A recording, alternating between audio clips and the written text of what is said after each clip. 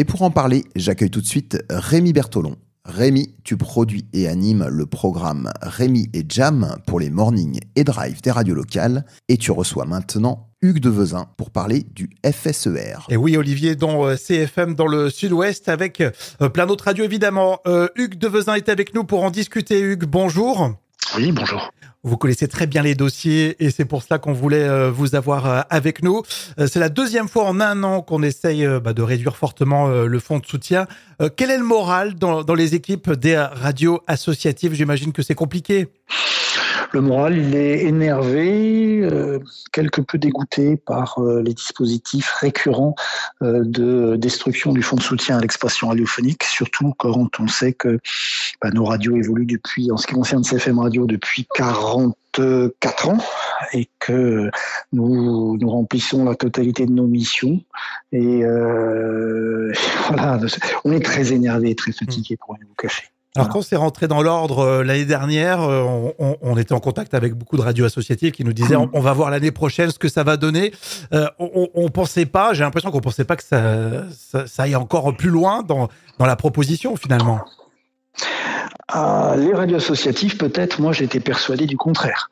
Et nous étions quelques-uns à être persuadés du contraire. Et il est vrai que les radios associatives sont tellement malheureusement la tête dans le guidon à faire de la radio.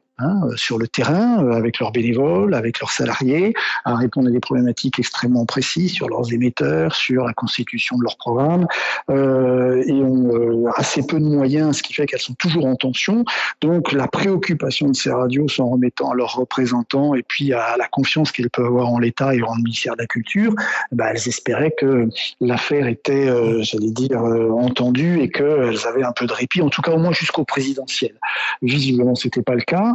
Je pensais personnellement qu'il fallait maintenir une certaine pression, voire une certaine attention sur cette problématique, parce que je n'imaginais pas que Bercy, ayant tenté une première fois le coup, il ne retente pas une deuxième fois. On connaît un petit peu les arcanes du pouvoir en la matière, et malheureusement, c'est ce qui s'est passé. Et donc, à titre personnel, je ne suis malheureusement pas surpris, mais je sais que l'ensemble du secteur est extrêmement surpris et choqué par ce qui est en train de se passer. Les gouvernements changent régulièrement, mais la ministre de la Culture et de la Communication, c'est toujours la même, Rachida Dati. Elle semblait découvrir un petit peu le dossier l'année dernière.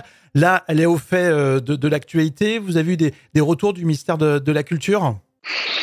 Le retour du ministère de la Culture, c'est qu'il aimerait faire le maximum pour que les radios associatives perdurent. Je n'ai pas senti de la part de mes camarades qui ont pu être reçus par le cabinet du ministère de la Culture le même type d'engagement que l'an dernier à soutenir un réabondement du fonds de soutien à l'expression radiophonique de la part du ministère de la Culture. En tout cas, le sujet est resté assez vague. Je suis un petit peu en difficulté de vous dire ce qu'il en est, parce que à ce jour, aucun des représentants des organisations représentatives des radios associatives n'est en mesure de nous dire clairement si oui ou non le gouvernement va soutenir un amendement d'un groupe parlementaire permettant de laisser le fonds de soutien à l'expression radiophonique au niveau actuel et de ne pas l'amputer de 51% de ses financements. Et ça, c'est un vrai problème, puisque même si le Parlement a les mains par le biais des amendements tels que l'a dit l'actuel Premier ministre, M. Lecornu, la réalité, c'est que si le gouvernement n'accepte pas un amendement de dépenses de cette nature-là, c'est comme s'il n'existait pas. Donc, à ce jour, je ne suis pas en mesure de vous dire si le ministère de la Culture va soutenir activement l'un de ces amendements. Nous l'espérons, nous le souhaitons. On a la faiblesse de le penser, mais nous n'avons pas eu de réponse totalement affirmative en la matière. Si le budget est retoqué, est-ce que c'est bon pour vous ou ça complexifie encore les choses ? Bien malin qui peut dire ce que ça permet de faire. Apparemment, si le budget est retoqué, il y aura donc une motion de censure. S'il y a une motion de censure, il y aurait dissolution, il y aurait donc une loi spéciale et théoriquement le report mois après mois de la loi de finances de l'an passé, c'est-à-dire de 2025 en 2026. En théorie, cela veut dire que le fonds de soutien, en tout cas dans les premiers mois de l'année 2026, ne baisserait pas. Je dis que c'est la théorie parce que j'attends de voir si, oui ou non, les crédits seront bien affectés au travers d'une loi spéciale. Nous, on l'a jamais vécu. C'est une chose assez exceptionnelle. Est-ce que le gouvernement maintiendra uniquement les services votés? Est-ce qu'il maintiendra aussi les subventions des différents fonds? Écoutez, moi, je suis pas un spécialiste des finances publiques et encore moins de droit constitutionnel. Donc, j'ai la faiblesse de le croire, mais je n'en sais strictement rien. Voilà. Alors, au-delà de la mission que vous menez sur le terrain, il y a un argument qui est étonnamment balayé du revers de main, puisque le FSER, c'est pour pallier au manque de recettes publicitaires, le volume qui est limité. En l'occurrence, là, il n'y a pas du tout d'argument à dire on peut augmenter ce volume-là en compensation. Le FSER, il a été créé en 1984, non pas pour pallier, mais pour permettre aux radios commerciales de faire de la publicité sur le bien hertzien, car je vous le rappelle, à l'époque, c'était interdit, de façon à permettre aux citoyens de pouvoir se saisir du bien public, un petit peu comme vous quand vous marchez dans la rue. Les rues sont un bien public, les plages aussi. Donc, pour permettre aux citoyens de continuer à pouvoir se saisir de ce bien, en l'occurrence au travers d'associations, on a dit aux radios commerciales, OK, vous vous accaparez le bien pour faire de l'argent, OK, mais vous, les régies commerciales, vous payez une redevance, qu'on appelle taxe du fonds de soutien, de façon à alimenter un fonds, qui est celui du fonds de soutien à l'expression radiophonique. Pendant des années, c'est-à-dire jusqu'en 2019, le fonds de soutien relevait en quelque sorte, je ne trouve pas les termes exacts parce que si je vous fais tout l'historique, on va y passer des heures, relevait, en tout cas bénéficiait du prélèvement d'une redevance qui rapportait 41 millions d'euros. Cette redevance, alors que le fonds de soutien coûtait 35,5 millions d'euros. En 2019, elle a été supprimée. Bien de l'opération, l'argent du fonds de soutien est pris directement dans le budget de l'État.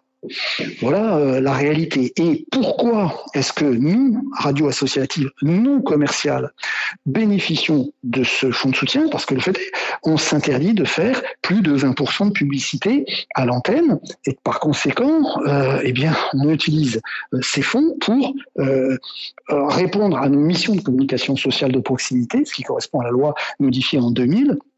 Et qui correspond réellement à nos missions que nous, à mon sens, nous remplissons, en tout cas pas que à mon sens, eu égard au rapport de 2006 de la Cour des comptes et de la Commission du Sénat, mais également plus récemment en 2021, un rapport rendu, je crois, par, entre autres députés, il y avait Madame Magne, donc Assemblée nationale, rapport sur le fonctionnement du fonds de soutien. Il est clair que nos missions sont remplies d'après et le Sénat et l'Assemblée nationale. Voilà, peut-être de façon un peu confuse réexpliquer les choses, mais nous n'avons pas un fonds de soutien parce que nous faisons moins de pubs que les autres. Nous avons un fonds de soutien parce que nous remplissons des missions, que ces missions, nous les remplissons justement en ne recourant pas au marché publicitaire, ce qui permet aussi à des citoyens comme vous, comme moi, comme d'autres, bénévoles, d'utiliser le bien public pour faire de la radio et pour s'exprimer. J'ajoute que nous faisons de la radio dans des lieux où elle ne peut être faite ni par le service public, ni par les radios commerciales. C'est un point aussi qui est assez difficile à comprendre lorsque on est dans des grands centres urbains comme Toulouse, comme Paris, ce que je comprends largement. Mais CFM Radio, la particularité, c'est 17 émetteurs sur le Tarn, l'Aveyron, le Lot, le Tarn-et-Garonne.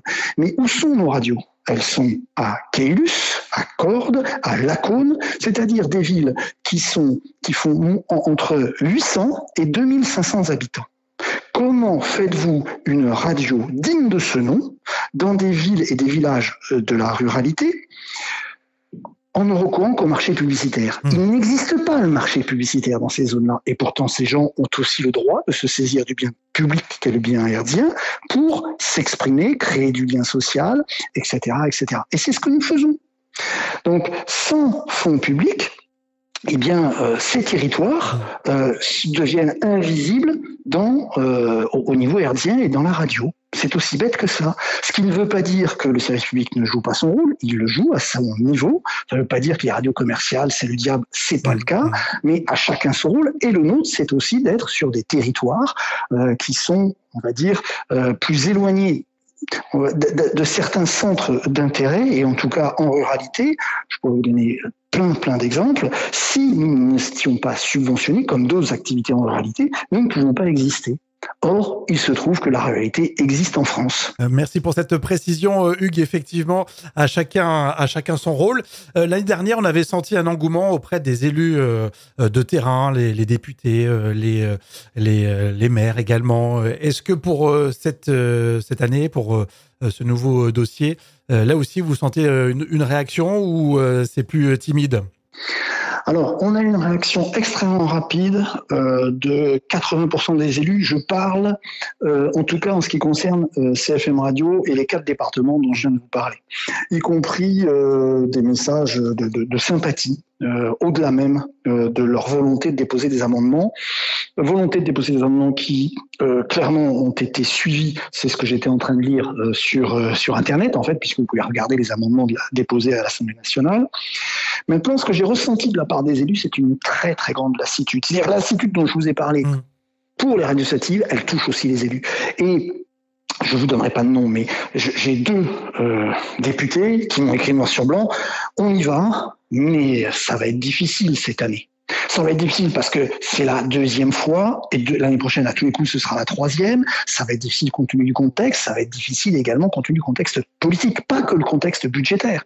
Et donc, je pense que les élus se demandent, dans cette espèce de tapis de bombe de la loi de finances actuelle et de ce qu'est l'Assemblée nationale actuellement, je sens certains élus un peu perdus sur quelle est la meilleure des choses à faire pour que ça fonctionne vraiment. Alors, ils déposent des amendements, mais en même temps, ils ont été nous dire on a peur que cette année, ça passe pas. Alors, ils sont mobilisés et ils déposent réellement les amendements, puis je vous le dis, vérifiez en ligne qu'ils l'ont bien fait et qu'ils les soutiennent. Donc, oui, on a nos élus qui sont derrière nous, clairement, parce que de toute façon, il faut aussi voir que, par exemple, en Tarn-et-Garonne, il y avait une partielle législative, donc on les voit. On les voit. Très clairement, ils passent au micro. Voilà, ils passent au micro, ils sont devant nos caméras, puisque nous, on fait de la radio et on la filme également. Donc, ils sont là, mais eux sont aussi là que nous, et peut-être que vous, d'ailleurs, et que tous les citoyens en France. Eh bien, merci Hugues pour cet éclairage et évidemment, on va suivre de très près l'évolution de ce dossier. Hugues Devezin, merci et puis bon courage. Merci à vous, au revoir. Des ondes Vocast.